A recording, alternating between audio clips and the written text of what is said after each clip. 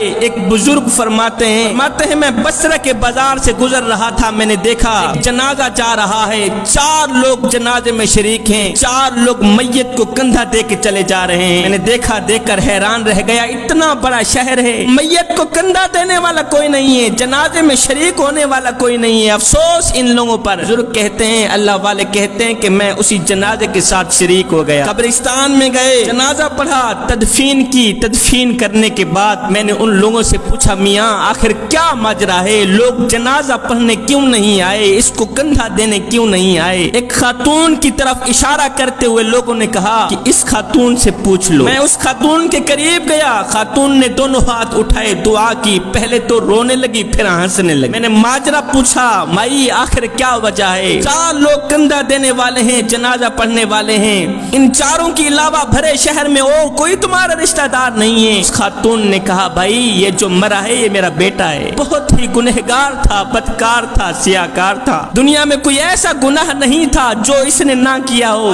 3 ماہ سے یہ لگاتار بیمار چلا آ رہا ہے، ایک ہفتہ گزر جاتا تھا میرا بیٹا کچھ نہیں کھاتا تھا، حلق کے نیچے پانی نہیں جاتا تھا۔ میں کہتی ہوں بیٹے تو نے ساری زندگی غفلت میں گزار دی، گناہوں میں گزار دی، اللہ کو کیا منہ دکھائے گا؟ اللہ تعالیٰ تجھے بخشے گا؟ میرا بیٹا آگے جواب دیتا، ماں اللہ تعالیٰ اگر مجھے نہ بخشنے پہ آتا تو میرے پاس بیماری نہ بھیجتا، اللہ تعالیٰ نے میرے پاس بیماری بھیجی ہے تو میرے گناہوں کو جھاڑنے کے لیے، اللہ کی رحمت بڑی ہے، میرے گناہ چھوٹے ہیں، ماں میں اپنے گناہوں کو مالک کی رحمت سے کم سمجھتا ہوں، میں اللہ کے کرم کو اپنے گناہوں سے زیادہ سمجھتا ہوں۔ خاتون نے کہا کہ ابھی پچھلی رات کی کہانی ہے، میرا بیٹا جب مرنے پہ آیا تو مجھے کہہ رہا ہے، ماں میں جب مر جاؤں میرے مرنے کے بعد کسی کو اطلاع نہ دینا، کوئی میرا جنازہ پڑھنے نہیں آئے گا، ہر بندہ خوشی منائے گا، اور میری ایک جو انگوٹھی ہے جس کے اوپر لا الہ الا اللہ محمد رسول اللہ لکھا ہوا ہے، مرنے کے بعد پہنا کر میری تدفین کرنا۔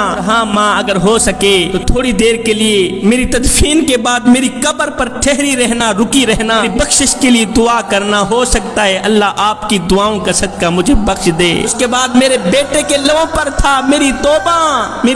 توبہ توبہ کرتے میرا گنہگار بیٹا فوت ہو گیا۔ بزرگ نے پوچھا، مائی آخر کیا ماجرا ہے، وجہ کیا ہے؟ پہلے تو روئی ہے پھر ہنسنے لگی ہے دعا کے دوران، وجہ کیا ہے؟ ماں نے کہا، روئی اس لیے ہوں کہ نوجوان بیٹا مر گیا ہے، اور ہنسی اس لیے ہوں کہ جب میں بیٹی کی مغفرت کے لیے دعا کر رہی تھی تو غیب سے آواز آئی، اے گنہگار کی ماں، تیرا بیٹا دنیا کی نظروں کے سامنے تو گنہگار تھا مگر اللہ کی نظروں کے سامنے یہ نیکوکار تھا، تیرا بیٹا دنیا والوں کے سامنے تو مردود تھا مگر اللہ کی نظروں کے سامنے یہ محبوب تھا، تیرا بیٹا توبہ توبہ کرتے مرا ہے، ہم نے تیرے بیٹے کی توبہ قبول فرما لی ہے، ہم نے تیرے بیٹے کو بخش دیا۔